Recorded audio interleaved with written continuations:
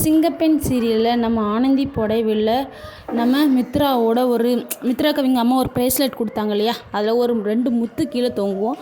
அது வந்து நம்ம ஆனந்தி சேலையில் இருக்குது. நம்ம ஆனந்தி இது எப்படி நம்ம சேலையில் வந்துச்சு, இது என்னது, யாரோடது அப்படின்னு சொல்லி யோசித்துட்டு இருக்காங்க.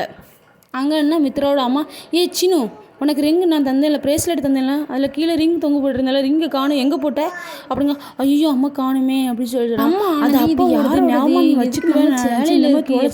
அப்படின்னு சொல்லிட்டு மித்ராவோட ஆனந்தியை மித்ரா வந்து தூக்கிட்டு பெட்ரூமில் போய் படுக்க போட்டாங்களா, அப்போ மாட்டிருக்கலாம். இல்லைன்னா நம்ம ஆனந்தி தூக்கி ஒரு புதருக்குள்ளே வந்து போட்டாங்களா, அப்போ கூட மாட்டியிருக்கலாம். அது எப்போ நம்ம ஆனந்தி கண்டுபிடிச்சி இவ தான் நம்ம ஏதோ பண்ணியிருக்கா அப்படிங்கிறத கண்டிப்பாக கூடிய சீக்கிரத்தில் கண்டுபிடிப்பாங்கன்னு நினைக்கிறேன். நம்ம ஆனந்தி அந்த ப்ரேஸ்லெட்டில் தொங்குனா அந்த ரிங்கு வந்து இது பார்த்துட்டு இருக்காங்க. அப்போ பார்த்து ரூம்குள்ளே யார் வரா அப்படின்னா மித்ராவோட அம்மா வந்து நம்ம ஆனந்திட்ட பேசுகிறக்காண்டி வராங்க. மித்ராவும் வரா, மித்ராவோட அம்மாவும் வராங்க. நம்ம ஆனந்தி கையில் வச்சுருக்கிறத பார்க்குறாங்களா பார்க்க மாட்டாங்களா அப்படிங்கிறத பார்க்கலாம். நம்ம ஆனந்திக்கு அந்த ஃபங்க்ஷனுக்கு போயிட்டு வந்தோடனே ரொம்ப காய்ச்சல் அடிக்க ஆரம்பிக்கும். உடல்நிலை ரொம்ப மோசமாக இருக்குது நம்ம ஆனந்தியோட உடல்நிலை. அவங்க அம்மா அப்பாவுக்குலாம் நம்ம ஆனந்திக்கு ஏதோ ஒரு பிரச்சனை அப்படிங்கிறது தெரிய வருது. ஐயோ ஆனந்திக்கு ஏதோ பிரச்சனை, நம்ம பிள்ளை என்னாச்சும் தெரியல, அவங்களுக்கு என்ன பிரச்சனை தெரியலன்னு சொல்லி ஆனந்தியோட அம்மா அப்பாலாம் ஊர்லேருந்து ரொம்ப பதட்டமாக என்ன பண்ணாலே தெரியாமல் முழிச்சிட்டு இருக்காங்க. நம்ம ஆனந்திக்கு மொபைலில் ஃபோன் போட்டாலும் நம்ம ஆனந்தி எடுக்கலை. ஏன்னா உடம்பு சரியில்லாமச்சா வாய்ஸ் டல்லாக இருக்கும். அப்புறம் அவங்க அம்மா அப்பா கண்டுபிடிச்சிருவாங்களா, என்னமோ ஆச்சு வாய்ஸ் டல்லாக இருக்கே அப்படின்னு சொல்லி பதறுவாங்கல்ல. அதனால் நம்ம ஆனந்தி ஃபோன் எடுக்காமல் இருக்காங்க.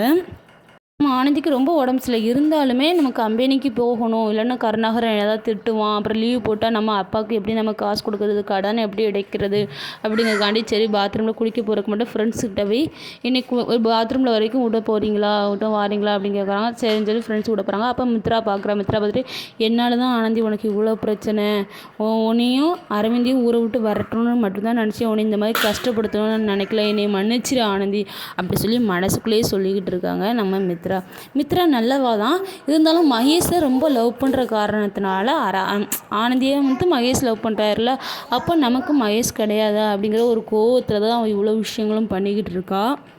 நம்ம ஆனந்தி அழகன் அப்படின்னு ஒரு நபரை வந்து லவ் பண்ணிக்கிட்டு இருக்கா அப்படின்னு சொல்லி நம்ம மித்ராவுக்கு தெரிஞ்சாலே அவளுக்கு ஓரளவுக்கு சால்வ் ஆயிடுவா. நம்ம மித்ரா சரி இவ வேறு யாரையும் லவ் பண்ணுறான், மகேஷ் தானே லவ் பண்ணுறான், மகேஷுக்கு இது தெரிய வந்தாலே மகேஷ் விலகிடுவான், அப்புறம் மகேஷ் நமக்கு தான் அப்படின்னு நினச்சி நம்ம ஆனந்திக்கு எதுவும் இடைஞ்சல் பண்ணாமல் இருப்பான்னு நினைக்கிறேன். பொறுத்திருந்து பார்க்கலாம்.